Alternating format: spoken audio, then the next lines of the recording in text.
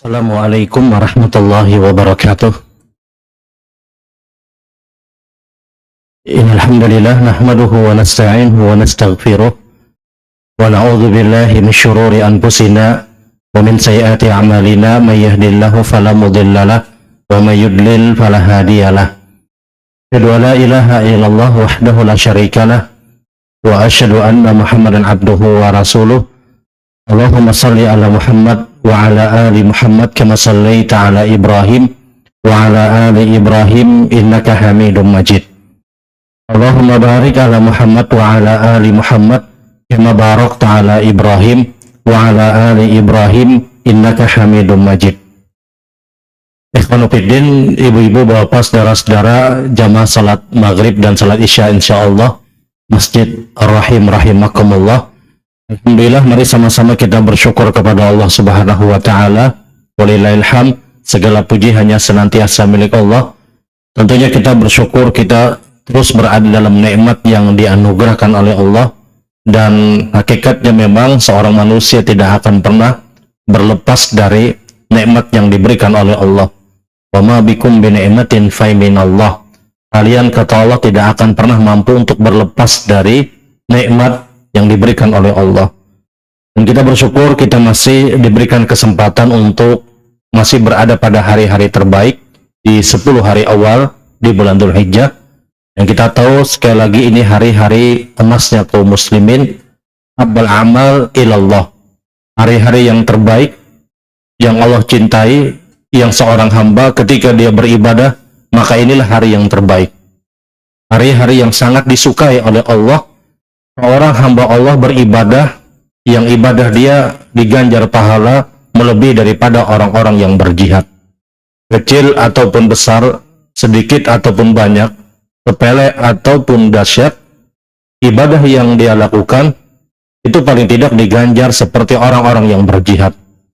Sehingga Rasulullah SAW sebutkan, tidak ada hari yang terbaik di sepanjang tahun, kata Rasulullah, yang diberikan oleh Allah kepada umat Rasul sallallahu alaihi wasallam lebih dari 10 hari awal di bulan Dzulhijjah.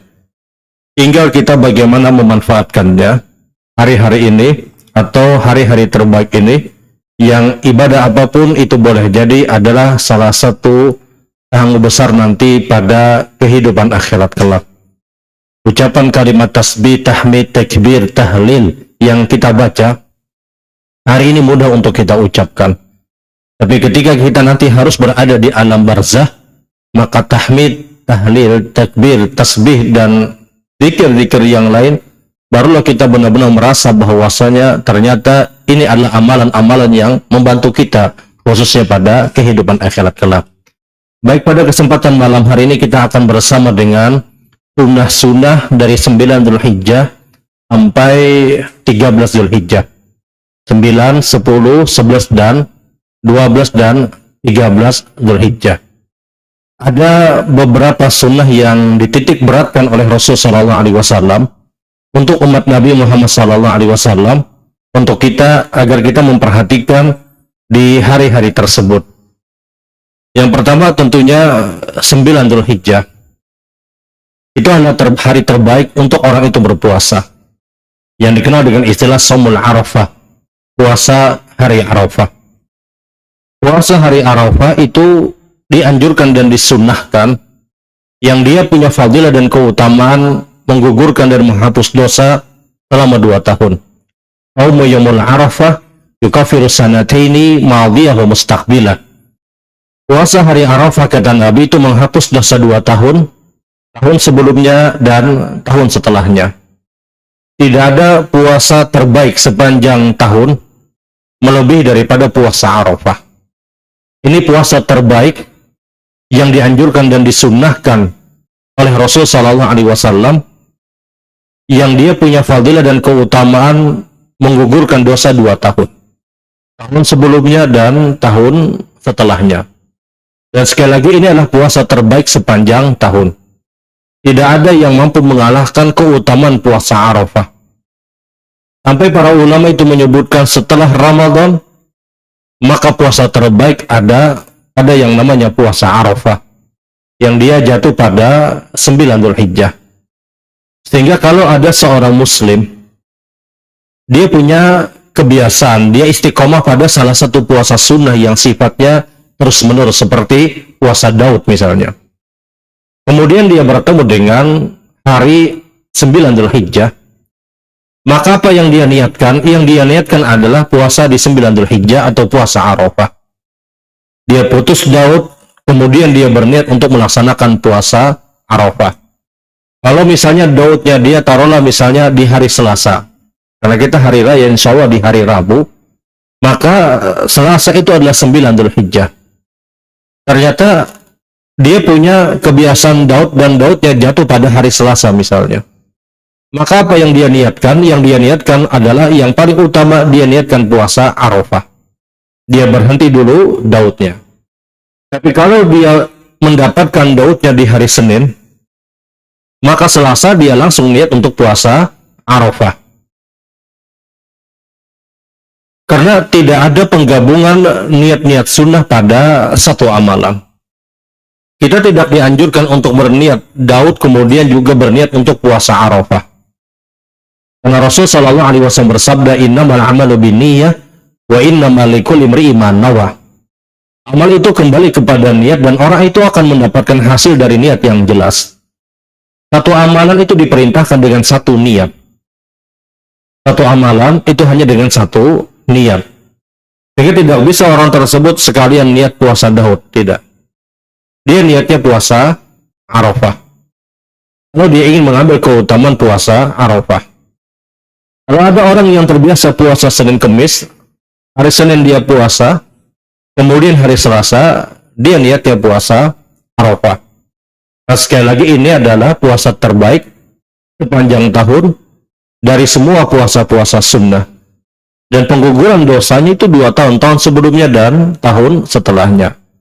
Mohon maaf, kita jangan terlalu pede juga. Tahun semalam urun sudah puasa Arafah ya Seden. Dosa nang mana pulang, diampunilah ya Seden. Kan tahun sebelumnya dan tahun setelahnya. Ya ini sunnah dari sunnah-sunnah Rasul. Jangankan model seperti kita, mohon maaf. Para sahabat radhiyallahu ta'ala anhum, sebagian sahabat itu ada orang-orang yang dijamin masuk surga. Abu Bakar fil jannah, Umar fil jannah, Utsman fil jannah, Ali fil jannah, Abu Ubaidah bin Jarrah fil jannah, Abdurrahman bin Auf fil jannah, Sa'ad ibnu Abi Waqqas fil jannah, Zubair ibnu Awam fil jannah. Rasul sebutkan nama-nama sahabat. Abu Bakar, Umar, Utsman, Ali, dan sahabat-sahabat yang lain. 10 orang yang dinyatakan Nabi, ini semuanya masuk surga, kata Rasul. Dan mereka belum diwafatkan oleh Allah. Ketika mereka sudah pasti masuk surga, apakah mereka melepas puasa Arafah? Tidak. Mereka tetap menjalankan puasa Arafah. Ini jelas pasti masuk surganya. Orang-orang yang ikut pada perang Badar misalnya, yang mereka telah mendapatkan ampunan dari Allah, apapun yang mereka lakukan setelah itu, setelah menyelesaikan perang Badar, Allah mengatakan kepada orang-orang yang ikut pada perang Badar, aku ampuni kalian, kata Allah. Apapun yang kalian lakukan, aku ampuni, kata Allah. Dapat jaminan dari Allah. Apakah orang-orang yang ikut pada perang Badar mereka melepaskan puasa Arafah? Tidak. Mereka tetap melaksanakan puasa Arafah. Rasul Shallallahu Alaihi Wasallam jelas orang yang pertama masuk ke dalam surga. Apakah beliau melepaskan puasa Arafah? Tidak. Mohon maaf, siapa kita, siapa para sahabat radhiyallahu ta'ala anhum. Tidak ada pengumuman dari langit kita ini puasa Arafah kita diterima tahun yang lalu. Kita harus berhusnudzon, berprasangka baik. Puasa kita lah puasa yang diterima. Poinnya adalah ini sunnah dari sunnah-sunnah Rasul Shallallahu Alaihi Wasallam. Dan sudah belum sampaikan kalau tidak salah pada pertemuan yang lalu, seorang perempuan yang dia mendapatkan haidnya pada puasa Arafah, apa yang dia lakukan? Yang dilakukan adalah membukakan orang yang berpuasa. Dan membukakan orang yang berpuasa mendapatkan pahala sebagaimana pahala orang yang berpuasa tanpa dikurangi nilai pahala orang yang berpuasa. Jadi kalau kebetulan misalnya seorang perempuan dia dapatkan haidnya di 9 Dzulhijjah, apa yang dilakukan? Yang dilakukanlah membukakan orang yang berpuasa. Agar apa? Agar mendapatkan pahala sebagaimana pahala orang yang berpuasa. Untuk dikurangi nilai pahala orang yang berpuasa. Ini sunnah yang pertama. Sunnah yang kedua, dari 9 Dzulhijjah sampai hari-hari tasyrik, sampai 13 Zulhijjah. Ada sunnah yang dianjurkan Nabi SAW untuk memperbanyak takbir, dan lebih khusus lagi takbir muqayyad. Takbir itu terbagi menjadi dua. Ada takbir yang sifatnya mutlak, ada takbir yang sifatnya muqayyad. Dari 1 Zulhijjah sampai 10 Zulhijjah, secara umum kita sangat diperintahkan untuk memperbanyak kalimat takbir. Sampai Abu Hurairah dan Abdullah ibnu Umar, itu dari 1 Zulhijjah mereka kontrol pasar-pasar Madinah. Untuk apa? Untuk mengajak orang-orang yang ada di pasar bertakbir sebagaimana takbir mereka. Yukabbirun nasu bitakbirihima. Dan ketika itu para sahabat pun ikut bertakbir, mengikuti takbirnya dua orang sahabat ini. Ada dua pelajaran penting kata para ulama ketika Abu Hurairah dan Abdullah ibnu Umar dari 1 Zulhijjah mereka mengajak kaum muslimin untuk bertakbir. Pelajaran yang pertama adalah bahwasanya bertakbir yang mengagungkan Allah di 10 hari awal bulan Dzulhijjah adalah sunnah yang sangat-sangat diperintahkan oleh Rasulullah SAW. Dan kita tahu setiap amalan yang kita kerjakan di 10 hari awal bulan Dzulhijjah itu bernilai seperti orang yang berjihad. Bayangkan ucapkan Allah Akbar, itu pahalanya kayak orang berjihad. Bayangkan kita baca Allah Akbar, la ilaha illallah, Allah Akbar, walillahil hamd. Itu dinilai seperti orang-orang yang berjihad. Tidak ada yang berat, tidak ada yang sulit. Apa susahnya kita hanya ucapkan kalimat takbir. Bertakbiran sorangan misalnya dari 1 Dzulhijjah, dia terus baca Allah Akbar, la ilaha illallah, Allah Akbar, walillahil hamd. Setiap ucapan-ucapan takbir yang dia ucapkan itu bernilai seperti orang-orang yang berjihad. Ini hari-hari emasnya kaum muslimin. Nah, Abu Hurairah dan Abdullah ibnu Umar ketika itu ingin mengingatkan kepada para sahabat ini hari-hari terbaik. Maka datanglah dua orang sahabat ini ke pasar-pasar Madinah. Mereka ingatkan, ayo kita bertakbir. Maka para sahabat yang ketika itu melalaikan karena aktivitas pasar yang begitu padat, begitu ramai, menjadikan akhirnya mereka sadar dan mereka kemudian mengikuti takbirnya dua orang sahabat ini. Kenapa dua orang sahabat ini pergi ke pasar? Karena pasar ini kadang tempat ketika kita berada di situ kita melalaikan untuk mengingat Allah Subhanahu wa taala. Karena kita akan sibuk dengan aktivitas dunia. Dua orang sahabat ini tidak pergi ke masjid. Dua orang sahabat ini tidak pergi ke rumah-rumah para sahabat. Tapi mereka datang ke pasar yang di pasar itulah tempat yang sebahagian orang itu akan melalaikan ada perkara-perkara akhirat. Maka mereka datang kemudian mengingatkan, ayo kita bertakbir, kata Abu Hurairah, kata Abdullah ibnu Umar. Karena setiap takbir yang diucapkan dan dilafadzkan di 10 hari awal bulan Dzulhijjah itu bernilai lebih baik daripada orang-orang yang berjihad. Sekali lagi, apa susahnya dia takbir Allah Akbar, la ilaha illallah, Allah Akbar, walillahil hamd. Tidak ada yang sulit. Tidak ada yang berat. Yang amalan ini dicatatkan pahala seperti orang yang berjihad. Semakin banyak dia bertakbiran, semakin banyak pahala jihad yang dia dapatkan di hari itu. Semakin terus dia mengucapkan kalimat takbir, mengagungkan Allah Subhanahu wa taala, semakin besar pahala yang dia dapatkan. Maka Abu Hurairah, Abdullah ibnu Umar itu datang ke pasar untuk apa? Untuk mengingatkan. Dan hasilnya wa yukabbirun nas bitakbirihima. Para sahabat kemudian mengikuti takbirnya dua orang sahabat tadi. Pelajaran kedua kata para ulama ini dalil bahwasanya ternyata di zaman sahabat pun itu terjadi takbiran. Di zaman sahabat pun bertakbiran juga. Buktinya Abu Hurairah dan Abdullah ibnu Umar itu bertakbir, kemudian takbirnya diikuti oleh sahabat yang lain. Dan ini hadis saya diriwayatkan oleh Imam Al-Bukhari dan disebutkan dalam kitab Fathul Bari. Ini dalil bahwasanya kalau ada orang yang bertakbiran, kalau misalnya ada orang yang memimpin takbiran kemudian kita ikuti, apakah perbuatan bid'ah? Tidak. Karena sementara sebahagian orang punya pemahaman bahwa bertakbiran itu bid'ah. Kalau dia berani membid'ahkan orang-orang yang bertakbiran, maka idealnya dia harus lebih berani membid'ahkan Abdullah ibnu Umar dan Abu Hurairah radhiyallahu ta'ala an. Dan itu diikuti oleh para sahabat radhiyallahu ta'ala anhum. Sehingga tidak bisa dikatakan bid'ah, karena ada sebahagian orang punya pemikiran, aku bertakbiran sorangan aja Jesden. Kenapa bertakbiran ini bid'ah? Ya silahkan kalau dia ingin sendiri, tapi membid'ahkan orang lain, hanya disebutkan dalam hadis Bukhari, Abu Hurairah, Abdullah ibnu Umar dengan bersengaja datang ke pasar kemudian mengingatkan, ayo kita bertakbir. Wa yukabbiru nas bi takbirihima, dan para sahabat kemudian mengikuti takbirnya dua orang sahabat ini. Ini dua pelajaran penting kata para ulama. Bagaimana sahabat ketika itu memperhatikan 10 hari awal bulan Dzulhijjah dengan mengagungkan Allah dengan bertakbir, dan takbir yang seperti ini sifatnya adalah sifatnya takbir mutlak. Takbir yang tidak dikaitkan dengan waktu. Bebas anak bertakbiran mobil aja silakan. Boleh dari pengajian bertakbiran sorangan misalnya silahkan. Kenapa? Karena setiap takbir yang diucapkan dinilai seperti orang yang berjihad. Dan ini dikatakan takbir mutlak. Adapun takbir muqayyad, takbir yang dikaitkan dengan waktu, maka ini waktunya adalah di 9 Dzulhijjah, 10 Dzulhijjah, 11, 12, dan 13 Dzulhijjah. Yang itu dikaitkan dengan 5 waktu sholat. Yang dikaitkan dengan 5 waktu sholat. Takbiran pada sholat hari raya Idul Adha itu berbeda dengan takbiran pada saat pelaksanaan sholat hari raya Idul Fitri. Kalau sholat hari raya Idul Fitri itu sudah dimulai kapan? Di malam hari raya di 1 Syawal.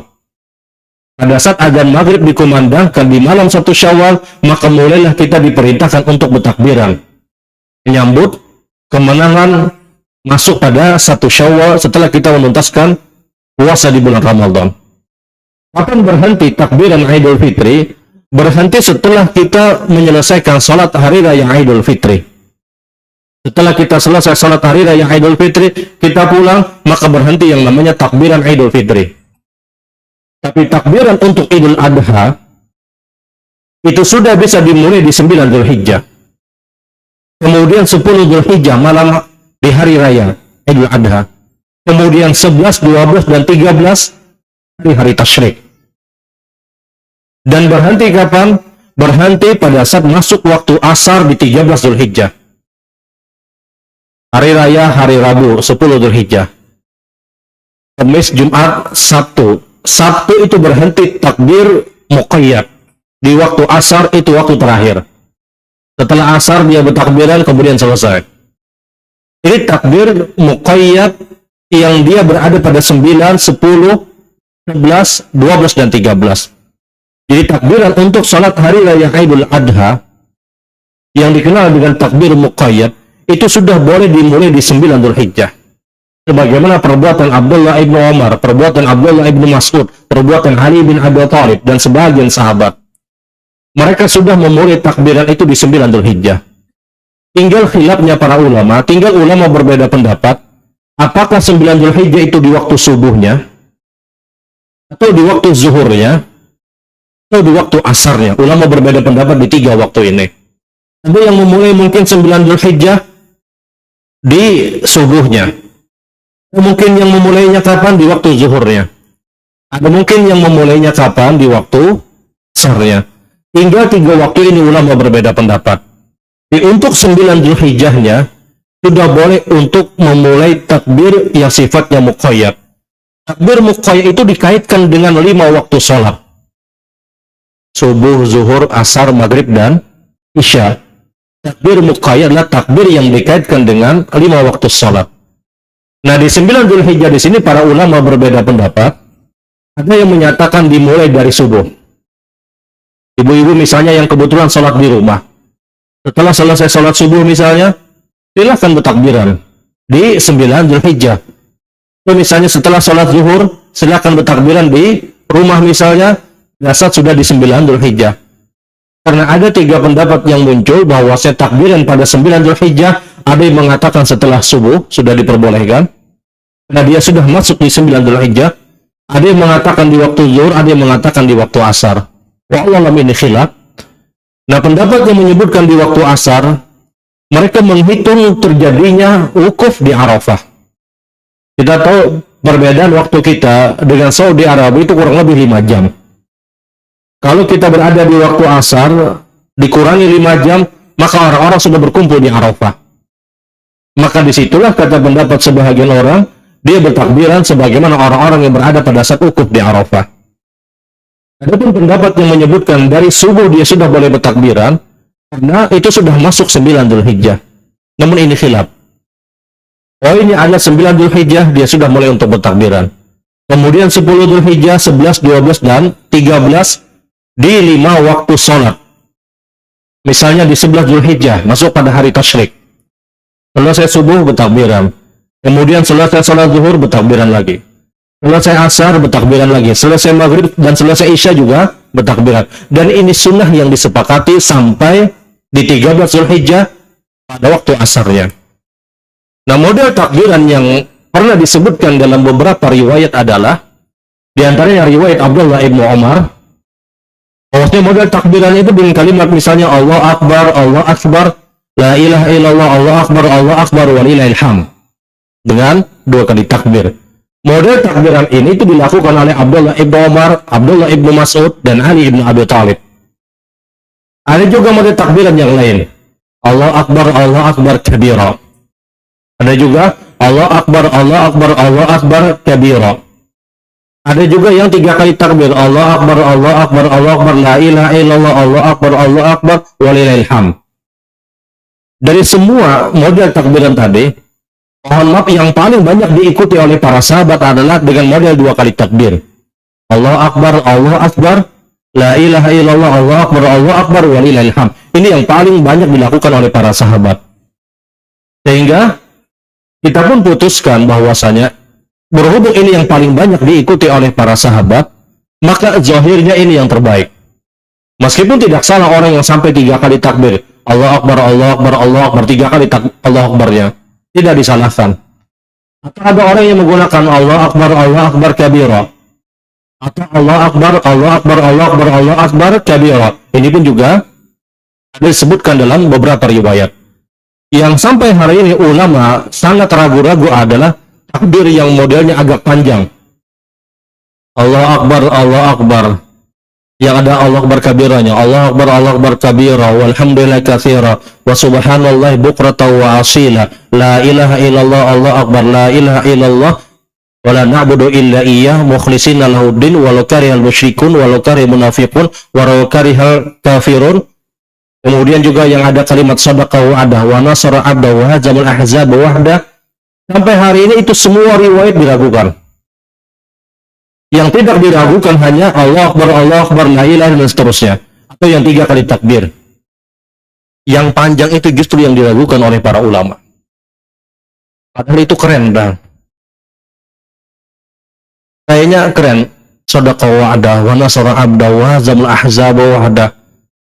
Yang kalimat la ilaha illallah, Allah Akbar, yang ada walau karihal musyrikun, walau karihal kafirun, walau karihal munafikun, ini justru yang diragukan oleh para ulama. Karena tidak ada seorang sahabat pun yang melakukan perbuatan ini. Tidak ada seorang sahabat pun yang melakukan perbuatan ini. Yang model takbiran yang agak panjang itu.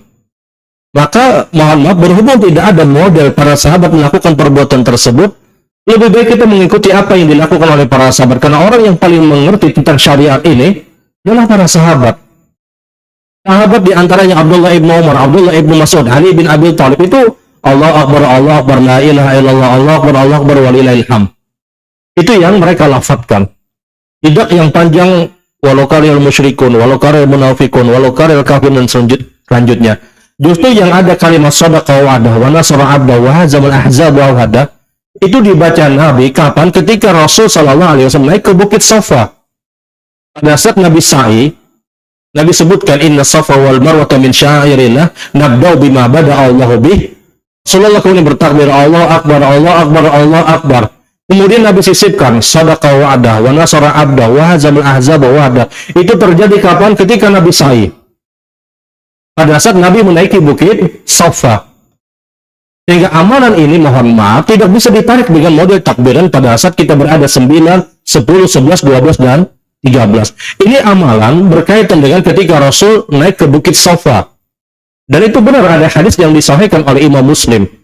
Ketika Nabi naik ke Bukit Safa, Nabi membaca inna safa wal marwata min syairillah nabda'u bima bada'a Allahu bih. Kemudian Nabi menghadap ke arah kiblat, beliau ucapkan Allah Akbar, Allah Akbar, Allah Akbar. Kemudian beliau ucapkan la ilaha dan seterusnya. kemudian beliau membaca sadaqa wa'da wa nasra 'abda wa hazamal ahzaba wahda, kemudian Nabi berdoa. Ini kapan dilakukan? Ketika Nabi berada pada bukit Safa. Tapi kalau takbiran ini ditarik untuk kita bertakbiran di 9 Dzulhijjah, 10 Dzulhijjah atau di hari raya Idul Adha, maka kita perlu dalil untuk melakukan perbuatan ini. Faktanya adalah sahabat ketika bertakbir di hari-hari yang disebutkan 9, 10, 11, 12 dan 13 yang dikenal juga dengan hari-hari tasyrik 11, 12 dan 13, mereka hanya melafadzkan kalimat takbir yang standar, yang sederhana. Allah Akbar, la ilaha illallah, Allah Akbar, walillahil hamd. Dan itu berlaku di 5 waktu sholat yang dilakukan oleh para sahabat. Nah, tinggal berapa kali orang tersebut mengucapkan kalimat takbiran tadi setiap selesai sholat. Tidak ada dalil yang mengkhususkan berapa kali jumlah kita mengulang takbiran tadi setiap selesai sholat. Tergantung dan dilihat bagaimana kondisi jamaahnya kayak apa. Kalau sholat zuhur, ya jangan berpanjang-panjang bertakbirannya. Kenapa? Mungkin orang kelaparan atau apa misalnya. Tapi kalau misalnya selesai maghrib agak panjang sedikit, tidak ada masalah. Dilihat kondisinya kayak apa. Akan tetapi mayoritas ulama menyebutkan bahwasanya untuk takbiran setiap selesai 5 waktu sholat, yang itu sudah bisa dimulai dari 9 Dzulhijjah sampai hari-hari tasyrik, maka hendaknya dengan bilangan ganjil. Karena Allah mencintai sesuatu yang ganjil. Dia jumlah takbirnya diambil bilangan ganjil. 3 kali misalnya dia ulangi, 5 kali misalnya dia ulangi. Karena kalau sekali ilap-ilap benar, sekali aja ganjil aja jadi. Ya 3 kali mungkin. 3 kali itu paling minim lah. Kalau misalnya selesai sholat zuhur di 10 Dzulhijjah, pada saat di 10 Dzulhijjah atau hari-hari tasyrik, ketika waktu zuhur misalnya, apalagi misalnya, ya taruhlah misalnya penyembelihan tanggal 10 Dzulhijjah atau 11 Dzulhijjah misalnya, ya lihat kondisinya, jangan terlalu panjang untuk bertakbiran tadi. Mungkin kalau dibawa panjang orang juga gelisah, ya sudah dia lihat kayak apa modelnya, kayak apa kondisi jamaah. Namun yang disukai benar memang itu adalah pada bilangan ganjil. Hendak 3 kali, 5 kali misalnya, 7 kali misalnya, 7 kali itu sudah lawas, apalagi 99. 7 kali sedang sudah, 7 kali ya cukup sudah. Karena setelah takbiran tadi, sunnah selanjutnya adalah baru kita menyelesaikan bacaan zikir sholat. Kita selesai sholat, Assalamualaikum warahmatullahi wabarakatuh, Assalamualaikum warahmatullahi wabarakatuh. Anggap ini 10 Dzulhijjah atau 11, 12 atau 13 Dzulhijjah. Kemudian setelah kita salam, kita baca istighfar dulu. Astagfirullah, astagfirullah, astagfirullah, Allahumma antas salam wa minkas salam, baraka ya dzal jalali wal ikram. Karena kata Rasulullah, ini zikir awal pertama yang harus diucapkan setiap selesai sholat. Entah itu sholat wajib ataupun sholat sunnah. Nah, baru setelah kita istighfar 3 kali, Allahumma antas salam wa minkas salam, baraka ya dzal jalali wal ikram, baru masuk untuk bertakbiran tadi. Karena tasbih tahmid takbir yang 33 itu ditempatkan kapan? Setelah kita bertakbiran. Jangan ditempatkan sebelum kita bertakbiran, kelawasan kena. Setelah astagfirullah, astagfirullah, astagfirullah, Allahumma antas salam wa minkas salam, tabaraka ya dzal jalali wal ikram. Nanti dulu kita masukkan tasbih tahmid takbir yang 33. Masukkan dulu takbiran sebagaimana perbuatan para sahabat. Entah dia mengikuti jalur periwayatan Abdullah ibn Mas'ud dan Abdullah ibn Umar dan Ali bin Abi Thalib yang Allah Akbar, la ilaha illallah, Allah Akbar, walillahil hamd. Atau dia mengikuti jalur pada riwayat yang lain Allah Akbar kabira. Yang paling jarang kita dengar mungkin Allah Akbar kabira. Kemudian diulangi lagi Allah Akbar kabira. Allah Akbar kabira. Ini silahkan. Tapi yang paling masyhur sekali lagi, yang paling banyak diikuti oleh para sahabat adalah dengan model 2 kali takbir yang dilakukan oleh Abdullah ibn Umar, Abdullah ibn Mas'ud dan Ali bin Abi Thalib. Dia ucapkan takbir tadi. Nah, kalau sudah selesai 3 kali misalnya hitungannya atau 5 kali misalnya selesai, baru dia masuk kepada zikir selesai sholat tadi yang tasbih, tahmid, takbir dan selanjutnya dia masukkan ayat kursi, al-ikhlas, al-falaq dan an-nas misalnya. Baru dia doa, baru dia berdoa. Ini cara model bagaimana bertakbiran pada saat kita berada pada 9, 10, 11, 12, dan 13 di bulan Dzulhijjah. Kemudian di antara sunnah-sunnah yang berlaku pada hari-hari tasyrik. Di antara sunnah-sunnah yang berlaku pada hari-hari tasyrik, Itu 11, 12, dan 13. Sunnah yang berlaku adalah jelas tentunya yang pertama, dia perbanyak zikir kepada Allah. Terkhusus dia perbanyak kalimat mengagungkan Allah, itu bertakbir. Entah dia pakai takbir mutlak ataupun takbir muqayyad. Yang jelas takbir muqayyad jangan pernah dia lepaskan. Takbir muqayyad, bertakbiran sampai 13 Zulhijjah, itu jangan dilepaskan. Karena yang paling afdal, yang lebih utama antara takbir mutlak dengan takbir muqayyad, yang paling utama itu takbir muqayyad. Pahalanya lebih besar dibandingkan takbir mutlak. Karena kaidah hukum menyebutkan perkara-perkara khusus yang dikaitkan dengan sesuatu yang khusus, pasti dia lebih utama dibandingkan perkara umum. Bayangkan takbir muqayyad itu dikaitkan dengan sholat yang 5 waktu. Dan tidak ada ibadah yang terbaik melebihi daripada sholat yang 5 waktu. Maka semua apapun yang mengikuti sholat 5 waktu itu pasti lebih utama. Sehingga takbiran di 5 waktu sholat itu lebih utama dibandingkan takbiran yang sifatnya mutlak. Paling tidak sampai 13 Zulhijjah, takbir muqayyad tidak dia lepas. Ini sunnah yang pertama. Sunnah yang kedua adalah 11, 12, dan 13 yang Rasul sallallahu alaihi wasallam sebutkan. Kata Rasulullah, ayyamut tasyrik ayyamul akl wasyrab. Hari-hari tasyrik 11, 12, dan 13 itu hari-hari makan minum, kata Nabi. Nabian sunnah makan minum itu di 11, 12, 13. Pokoknya program diet harus gagal di 11, 12, 13.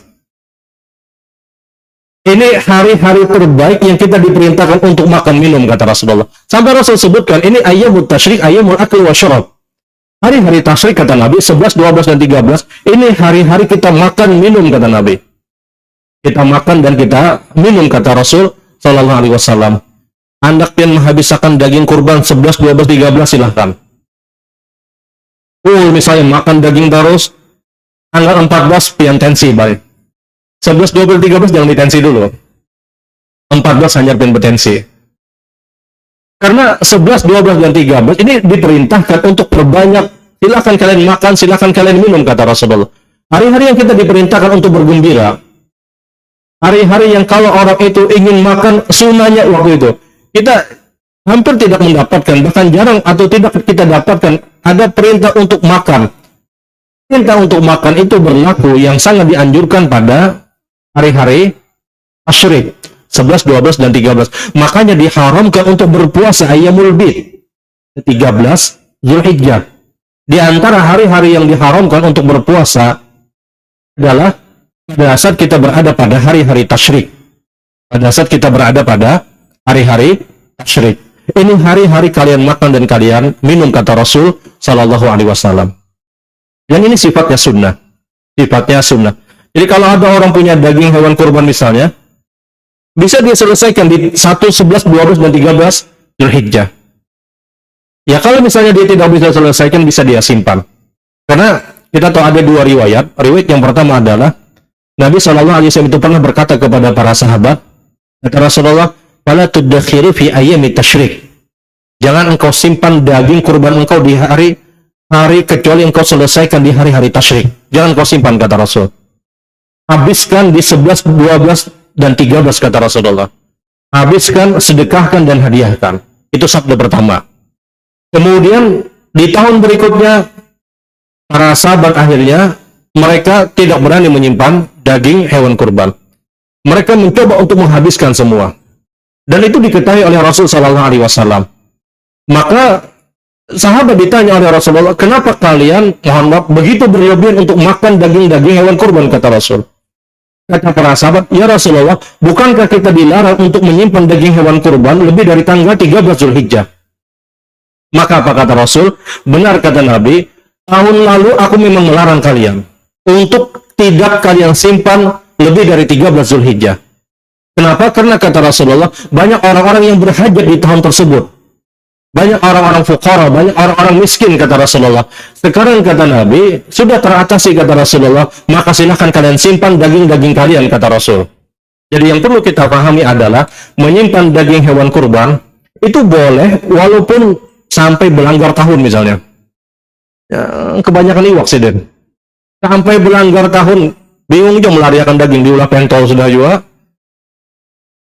Sampai melanggar tahun apakah boleh? Boleh.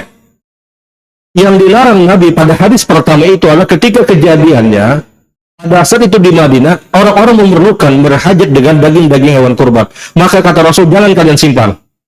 Kalian sedekahkan, kalian hadiahkan. Nah itu dipahami oleh para sahabat, akhirnya mereka tidak berani lagi di tahun berikutnya, untuk apa? Untuk menyimpan daging hewan kurban. Akhirnya mohon maaf, sebagian sahabat itu berlebihan untuk makan daging hewan kurban. Dan itu diketahui Rasul SAW. Kata Rasulullah, kenapa kalian berlebihan? Kata sahabat, bukankah ya Rasulullah, engkau melarang kami untuk menyimpan daging hewan kurban melebihi sampai 13 Zulhijjah. Kata Rasulullah, itu benar, tapi itu tahun yang lalu. Karena tahun lalu, kata Rasulullah, banyak kaum muslimin yang berhajat. Sekarang kata Nabi, silakan engkau makan, silakan engkau simpan, kata Nabi, silakan engkau sedekahkan, dan silakan engkau hadiahkan, kata Rasul SAW. Jadi ada dua model hadis, ada dua jalur hadis berkaitan dengan menyimpan daging hewan kurban. Karena sebagian orang memahami ada boleh lebih dari sampai 13 Zulhijjah. Itu benar hadisnya, namun kejadiannya adalah ketika kaum muslimin pada saat itu berhajat. Ketika sudah tidak berhajat lagi, maka berlakulah hukum umum yang dijelaskan oleh Rasul Shallallahu Alaihi Wasallam. Ayyamut tasyrik, hari-hari tasyrik ini hari-hari yang kita diperintahkan untuk makan, untuk minum, untuk kalian bergembira, kata Rasul Sallallahu Alaihi Wasallam. Kemudian 11, 12, dan 13 Zulhijjah, selain kita mengagungkan Allah, memperbanyak kalimat zikir, takbir, dan yang lainnya, di antara doa yang paling sering dilakukan oleh para sahabat dan itu diperintahkan Nabi pada hari-hari tasyrik adalah mengucapkan kalimat Rabbana atina fid dunya hasanah wa fil akhirati hasanah wa qina adzabannar. Sebagaimana keumuman ayat Al-Qur'an, "Idza qadaytum manasikakum fadhkurullaha ka dzikrikum aba'ukum aw ashadda dzikra." Wa minan nas may yaqulu rabbana atina fid dunya hasanah wa ma lahu fil akhirati min khalaq. Wa minhum may yaqulu rabbana atina fid dunya hasanah wa fil akhirati hasanah wa qina adzabannar. Ketika Allah sebutkan pada saat orang-orang sudah selesai melaksanakan ibadah haji, maka ingatlah kalian kepada Allah, kata Allah. Sebagaimana kalian mengingat orang-orang tua kalian, ayah-ayah kalian, dan ingatlah lebih hebat lagi daripada ingatan kalian untuk orang tua kalian, kata Allah. Maka dari sebahagian manusia, kata Allah, ada mereka itu hanya berdoa Rabbana atina fid dunya hasanah. Mereka hanya minta kebaikan dunia dan mereka tidak dapat kebaikan pada akhirat. Dan sebahagian orang pun berdoa Rabbana atina fid dunya hasanah wa fil akhirati hasanah wa qina adzabannar. Sebahagian para ahli tafsir menafsirkan ayat ini bahwasanya doa Rabbana atina fid dunya hasanah wa fil akhirati hasanah wa qina adzabannar itu lebih dikuatkan lagi pada 11, 12, dan 13 Zulhijjah. Kenapa? Karena selesainya ibadah haji adalah setelah 10 Zulhijjah sudah selesai. Dalam artian dia sudah wukuf di Arafah di 9 Zulhijjah. Kemudian dia sudah menyelesaikan Jumratul Aqabah di 10 Zulhijjah. Kemudian dia sudah bertahallul. Dan dia sudah bebas pada saat itu untuk menggunakan pakaian yang normal, tidak menggunakan kain ihram lagi. 11, 12, dan 13 itu sudah selesai umumnya yang namanya rangkaian ibadah haji kecuali tauf ifadah yang harus dia pergi ke Mekah. Nah, 11, 12, 13 inilah diperintahkan untuk apa? Untuk memperbanyak kalimat Rabbana atina fid dunya hasanah wa fil akhirati hasanah wa qina adzabannar, sehingga sebagian para ahli tafsir menyebutkan doa Rabbana atina fid dunya hasanah wa fil akhirati hasanah wa qina adzabannar itu lebih ditebalkan lagi di 11, 12, dan 13. Sebagaimana perintah Allah secara umum untuk orang-orang yang melaksanakan ibadah haji, maka di hari-hari tasyrik kita sangat diperintahkan untuk memperbanyak doa tadi. Ya, ini doa biasa kita minta.